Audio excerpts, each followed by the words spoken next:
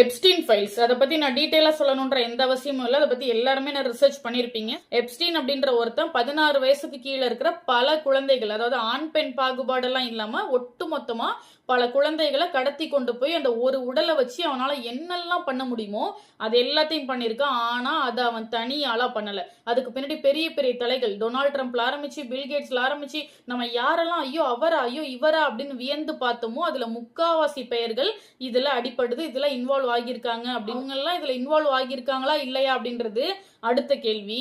இந்த சம்பவம், இந்த சகிச்சுக்கவே முடியாத குற்றம் நடந்தது 100% உண்மை. அப்போ நீ பெண் குழந்தைகள் வச்சிருந்தா தான் பயப்படணும், பையன் வச்சிருந்தா பயம் இல்லை அப்படிலாம் கிடையாது. நீ குழந்தைன்னு ஒண்ணு வச்சிருந்தாலே நீ பயந்துட்டு தான் வாழணும் அப்படின்றத இந்த எப்ஸ்டீன் ஃபைல் சொல்லுது. அப்பனா ஆண் பெண் 2 பேரும் சேர்ந்து வாழாமலே இருந்திருக்கணுமோ? அப்பனா குழந்தையே பெக்காம இருந்திருக்கணுமோ? கிடையாது. நீ மனுஷனாவே பிறக்காம இருந்திருக்கணும்.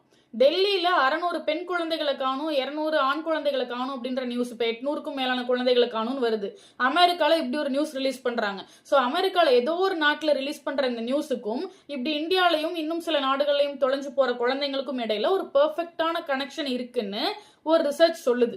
அப்படின்னா நீ இப்படிதான் நித்தம் நித்தம் பயந்துட்டு தான் இனிமே நீ வாழணும், உலகமே இனிமே இப்படிதான் இயங்க போகுது, உலகத்துல இப்படிப்பட்ட சம்பவங்கள் தான் அரங்கேற போகுது, இதெல்லாம் யூஸ்வலா கேஷுவலா நடக்கும் அப்படின்னா இந்த உலகம் இன்னைக்கே அழிஞ்சாலும் தப்பே இல்லை.